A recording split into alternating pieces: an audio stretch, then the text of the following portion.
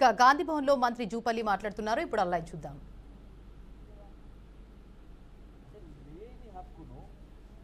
లేని హక్కును మీరు ఆంధ్ర వాళ్లకు కల్పించే కార్యక్రమం చేసిండ్రు. ఆ రోజు నుంచి ఈనాటి వరకు మీరు ఈ 10 సంవత్సరాల కాలం ఇదే మన రైట్ కోసం 69.5% కోసం మనం ఫైట్ చేయకుండా 39కే మీరు ఒప్పందాలు చేసుకున్నారు. నీళ్ళు వాడుకోవడానికి వాళ్ళు హక్కు ఇచ్చింది మీరు. You have created circumstantial evidence Andhra వాళ్ళకు ఒక సాక్ష్యం కింద మీరు చూపించే కార్యక్రమం చేసింది.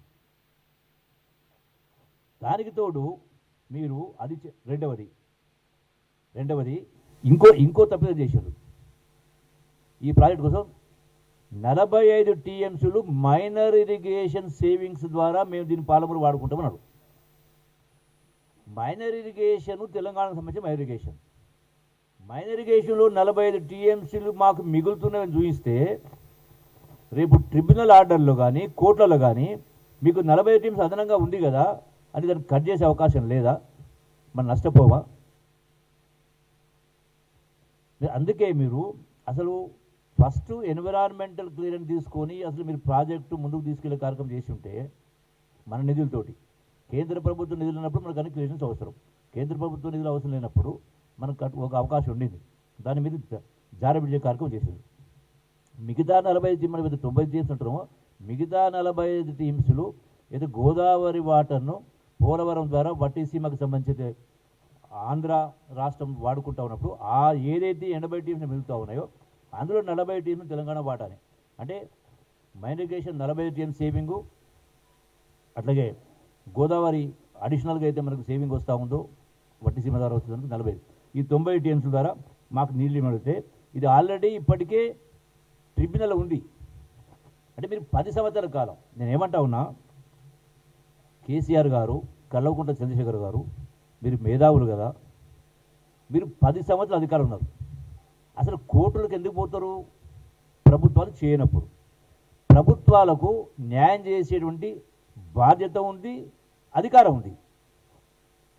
కేంద్ర ప్రభుత్వాలకు రాష్ట్రాల సమస్యలు వచ్చినప్పుడు ఏది న్యాయము ఏది అన్యాయం అనుకున్నప్పుడు కేంద్ర ప్రభుత్వాలకు ఆ నిర్ణయాధికారం ఉంది, చట్టాలు చేసే అధికారం ఉంది. రాజ్యాంగాన్ని ఇప్పటికి 120 సార్లు మార్చుకున్నాం.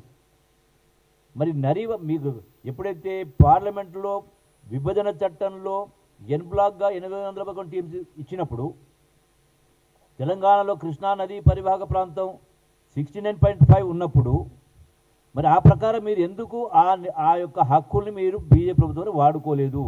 మీరు బీజేపీ బీఆర్ఎస్ రెండు కలిసి అంటగా ఆగినాయి కదా, అందులో భాగంగానే కదా మీరు నోట్ల రద్దుకు సపోర్ట్ చేసిండ్రు, జిఎస్టీకి సపోర్ట్ చేసిండ్రు, ప్రెసిడెంట్ ఆఫ్ ఇండియా ఎలక్షన్కి బీజేపీ సపోర్ట్ చేసిండ్రు, వైస్ ప్రెసిడెంట్ ఆఫ్ ఇండియా ఎలక్షన్లో బీజేపీ సపోర్ట్ చేసిండ్రు. అంటే అడుగడుగున ప్రతి సందర్భంలో మీరు బీజేపీ సపోర్ట్ చేసినప్పుడు మరి ఎందుకు మీరు ఈ హక్కును మనం కేంద్ర ప్రభుత్వం దీన్ని చట్టాన్ని సవరించి మనకు హక్కు ఇవ్వలేదు? ఏ ట్రిబ్యునల్స్ ఏర్పాటు చేసింది కేంద్ర ప్రభుత్వమే కదా.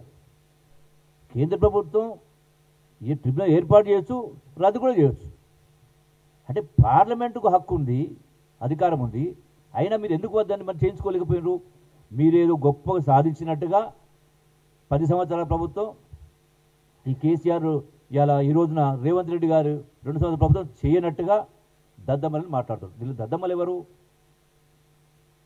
మీదే మీ వైఫల్యం స్పష్టంగా కొట్టొచ్చినట్టుగా కనపడతా ఉంది. మీరు, మీ అల్లుడు గారు, ముఖ్యమంత్రి గారు ఇరిగేషన్, రెండో పర్యాయం 2 మీరే. రెండవది మరి 2018 నుంచి 23 దాకా కూడా అటు ఆంధ్రలో జగన్ ప్రభుత్వం ఉన్నది. మీరే మాట్లాడిండ్రు కదా రాయలసీమ రతనాలసీమ చేస్తామని, స్పష్టంగా నీళ్లు వాడుకోవచ్చని, గోదావరి నీళ్ళు మీరు వాడుకోవచ్చని మాట్లాడిండ్రు కదా. అప్పుడు మరి కేంద్ర ప్రభుత్వం అప్పటిదాకా కూడా 2023 దాకా మీరు సపోర్ట్ చేసుకుంటూ వచ్చింది కదా. అంటే మీకు బీజేపీకి సఖ్యత ఉండి కూడా మీరు చేయలే. ప్రతి సందర్భంలో అడుగడుగున సపోర్ట్ చేసి కాంగ్రెస్ ప్రభుత్వం ఏ ఎన్నికలు వచ్చినా బీజేపీకి సపోర్ట్ చేయలేదే. మొన్నకు సంబంధించినటువంటి ఉపరాష్ట్రపతి ఎన్నికల్లో కూడా కాంగ్రెస్ పార్టీ క్యాండిడేట్ పెట్టడం జరిగింది, వీళ్ళకి సపోర్ట్ చేయలే కదా. అన్నప్పుడు దీన్ని ఏది కూడా మీరు ఈ మొత్తం వైఫల్యం, రెండవది వైఫల్యం కారణం మీరే. అయితే ఇది 2000 ఇప్పుడే వాపసు వచ్చినట్టుగా, అంటే ఈ యొక్క డిపిఆర్ ఇప్పుడు రిటర్న్ వచ్చింది, వాపసు వచ్చింది.